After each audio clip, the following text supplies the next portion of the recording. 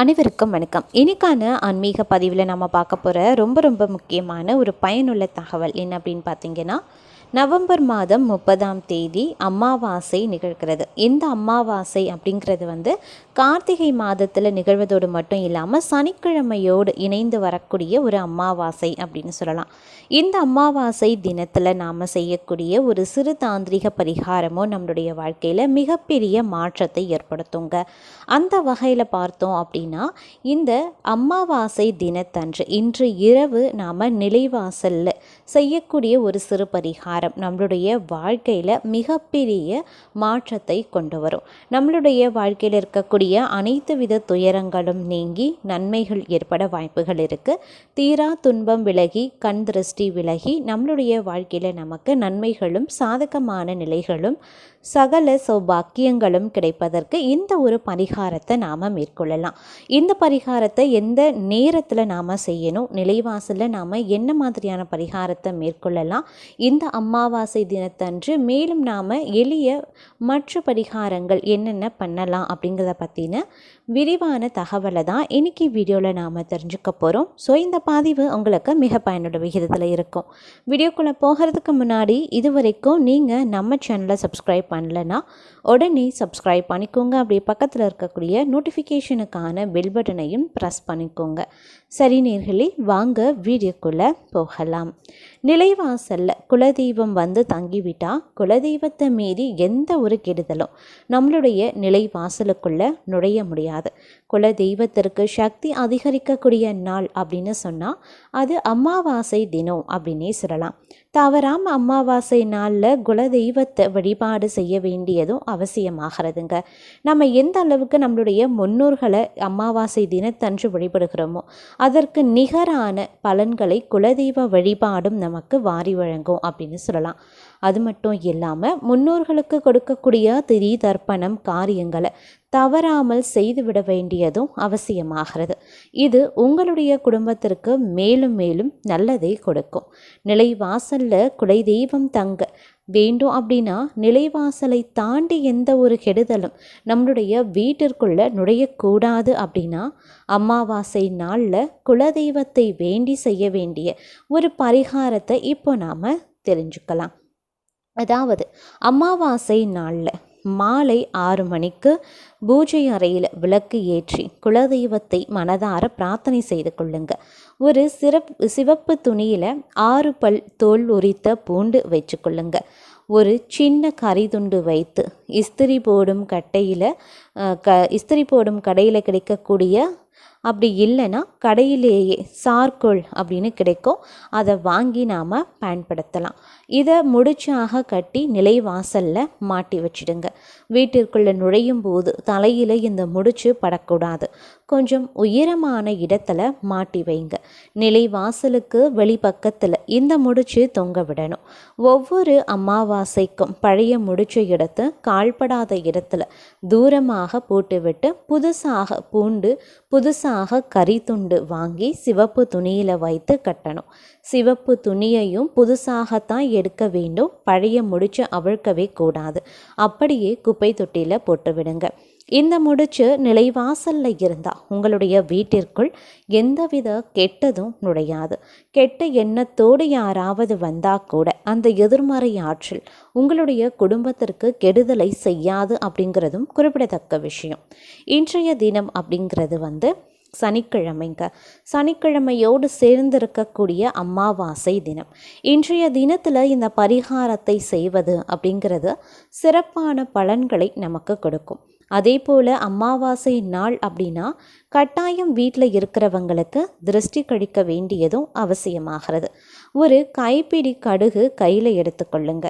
ரசத்துக்கு தாளிக்கக்கூடிய கடுகு தாங்க. அதே மாதிரி வீட்டில் இருக்கக்கூடிய கடுகை இதற்கு பயன்படுத்தி கொள்ளலாம். நீங்களே உங்களுடைய தலையை 3 முறை சுற்றி என்னை பிடித்த கண் திருஷ்டி கெட்ட சக்தி எல்லாம் விலகி செல்ல வேண்டும் அப்படின்னு சொல்லி இந்த கடுகை அப்படியே நெருப்பில் போட்டு விட வேண்டும். ஒரு மண் அகல் விளக்கில் கட்டி கற்பூரத்தை ஏற்றி அந்த கடுகை அந்த நெருப்பில் போட்டால் வெடிக்கும். அந்த கடுகு வெடிப்பது போல உங்களுடைய கண் திருஷ்டி கஷ்டங்கள் எல்லாமே வெடித்து போகும் அப்படிங்கிறதும் நம்பிக்கை. உங்களுடைய பிள்ளைகளுக்கும் உங்களுடைய கணவருக்கும் கூட இதுபோல் வீட்டில் இருக்கக்கூடிய பெண்கள் சுற்றி போடலாம். பெண்கள் நீங்களே உங்களுக்கு சுற்றி போட்டு கொள்ளுங்க. இனிமையான இந்த ஆன்மீக பதிவு அப்படிங்கிறது உங்களுக்கு பயனுள்ளபடி அமையும் அப்படின்னு நினைக்கிறேன். அது மட்டும் இல்லாமல் இந்த அமாவாசை தினத்தில் பார்த்தோம் அப்படின்னா கடன் அப்படிங்கிறது மிகப்பெரிய ஒரு பிரச்சனையாகவே பல பேருக்கும் இருக்கும். இன்றைய தினம் அப்படிங்கிறது கார்த்திகை மாதத்தோடு இணைந்து வரக்கூடிய அமாவாசை திதிங்க. இன்றைய தினத்தில் காலையில் பார்த்தோம் அப்படின்னா அனைவருமே நம்மளுடைய முன்னோர்களது வழிபாட்டு சிறப்பாகவே செய்து முடிச்சிருப்போம். காகத்திற்கு உணவு வைத்துவிட்டு நம்மளுடைய விரதத்தையும் முடித்து கொண்டு அமாவாசை வழிபாடு நிறைவடையும். இந்த பிரபஞ்சத்தில் வழக்கத்தை விட இறையாற்றல் இந்த நாளில் சற்று நிறைவாக அதிகரித்து இருக்கும் அப்படின்னு சொல்லலாம். முன்னோர்களினுடைய வருகை, குலதெய்வத்தினுடைய வருகை இந்த நாளில் இருக்கும் அப்படிங்கிறதும் நம்பிக்கை. இத்தனை சக்தி வாய்ந்த நாளில் நம்மளுடைய கஷ்டங்கள் தீருவதற்கு இந்த பிரபஞ்சத்திடம் நாம் என்ன வேண்டுதல் வைத்தாலும் கிடைக்கப்பெறுங்க. அந்த வகையில் நம்மளுடைய கடன் சுமை தீருவதற்கும் செல்வ செழிப்பில் உயர்ந்தவர்களாக மாறுவதற்கும் செய்ய வேண்டிய ஒரு எளிமையான பரிகாரத்தை இப்போ பார்க்கலாம். அதாவது மாதத்தில் ஒரு முறை வரக்கூடிய இந்த அமாவாசை திதியில் வீட்டில் இருப்பவர்களுக்கு திருஷ்டி சுற்றி போடும் பழக்கத்தை வைத்து கொள்ளுங்க. ஒவ்வொரு அமாவாசை திதியிலும் திருஷ்டி கழித்தால் நம்மளுடைய கஷ்டங்கள் நம்மை விட்டு விலகும் அப்படிங்கிறது நம்பிக்கை. அந்த வகையில் இன்று இரவு 8 மணிக்கு மேலே உங்களுடைய வீட்டில் இருக்கிறவங்க அனைவருக்கும் எளிமையான முறையில் கண் திருஷ்டி கழிக்க வேண்டியது அவசியம். கல்லுப்பு சுற்றி போடலாம். அப்படி இல்லைன்னா வரமிளகாய், கல்லுப்பு, கடுகு இந்த 3 பொருட்களையும் சேர்த்து சுற்றி போடலாம். அப்படி இல்லைங்கிற பட்சத்தில் வெறும் கற்பூரம் கூட ஏற்றி சுற்றி போடலாம். அதுவும் இல்லை அப்படிங்கிற பட்சத்தில் எலுமிச்சம்பழத்தை சுற்றி அதை 2ஆக நறுக்கி அதை 2 திசைகளில் தூக்கி தூர போடுவது கண் திருஷ்டியை முழுமையாகவே நீக்கிடும். உங்களுடைய குடும்பத்தில் என்ன வழக்கமோ அதை பின்பற்றி முதல்ல கண் திருஷ்டியை கழித்து விடுங்க. அப்போது தான் நீங்கள் செய்யக்கூடிய பரிகாரங்களுக்கு எந்த தடங்களும் வராது. பரிகாரங்களும் முழு பலன்களை உங்களுக்கு கொடுக்கும். கண் திருஷ்டி இந்த விஷயத்திற்கு தடையாக நிற்காது. அதே போல் இன்று இரவு 8 மணிக்கு மேலே நிலைவாசல் கதவை சாத்துவதற்கு முன்பாக கொஞ்சமாக ஏதாவது ஒரு இனிப்பு பொருளை எடுத்துக்கொள்ளுங்க. அந்த இனிப்பை உங்களுடைய உள்ளங்கைகளில் வைத்து மனப்பூர்வமாக வேண்டிக் கொள்ளுங்க. எங்களுக்கு இருக்கக்கூடிய கடன் பிரச்சனை எல்லாம் தீர்ந்து போக வேண்டும், கர்மா குறைய வேண்டும், வருமானம் பெருக வேண்டும் அப்படின்னு வேண்டி இந்த இனிப்பு பொருளை நிலைவாசலில் 2 பக்கத்திலையும் போட்டுவிட்டு நிலைவாசல் கதவை அடைத்துவிட்டு தூங்க செல்ல வேண்டும். இது தாங்க பரிகாரம். அதாவது அமாவாசை இரவில் பசியோடு நம்ம வீட்டை நோக்கி வரக்கூடிய எறும்பு, வண்டு, சின்ன சின்ன பூச்சிகள் இந்த உணவை சாப்பிட்டு உங்களை வாழ்த்தி விட்டு சென்றால் உங்களுக்கு கஷ்டத்தை கொடுக்கக்கூடிய கர்ம வினைகள் எல்லாமே தீரும். மற்ற நாளில் அன்னதானம் செய்வதை விட இந்த அமாவாசை திதியில் அன்னதானம் செய்வது பல மடங்கு புண்ணியத்தை தரும் அப்படின்னு சொல்லுவாங்க. உங்களுடைய நல்ல நேரம் ஒரே ஒரு எறும்பு இந்த இனிப்பு பொருளை எடுத்து சாப்பிட்டாலும் 1000 எறும்புகளுக்கு அன்னதானம் அளித்த புண்ணியம் உங்களை சேரும். அது போதாதா, உங்களுடைய வாழ்க்கையில் இருக்கக்கூடிய கஷ்டங்கள் அனைத்துமே ஒரு முடிவுக்கு வருங்க. உங்களுக்கு தேவையான செல்வ செழிப்பும் உங்களுடைய வீடு தேடி வர வாய்ப்புகளும் கூடுதலாகவே இருக்குது. அது மட்டும் இல்லாமல் முன்னோர்களினுடைய பரிபூரண ஆசையும் இதோடு உங்களுக்கு கிடைக்கும்.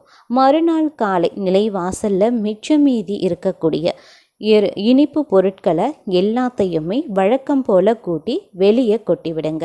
தூள் செய்யப்பட்ட வெல்லம், வெள்ளை சர்க்கரை, நாட்டு சர்க்கரை இப்படி எந்த ஒரு இனிப்பு பொருளை வேண்டும் என்றாலும் இந்த பரிகாரத்திற்காக நீங்கள் பயன்படுத்தி பலன் பெறலாம். அதே போல் இந்த அமாவாசை அப்படிங்கிறது கார்த்திகை மாதத்தோடு இணைந்து சனிக்கிழமையோடு வரக்கூடிய ஒரு அபூர்வமான அமாவாசை. இந்த அமாவாசையில் நீங்கள் செய்யக்கூடிய ஒரு எளிமையான பரிகாரங்கள் கூட உங்களுடைய வாழ்க்கையில் பார்த்தீங்க அப்படின்னா மிகப்பெரிய அளவில் மாற்றங்களை கொண்டு வரும் அப்படின்னு சொல்லலாம்.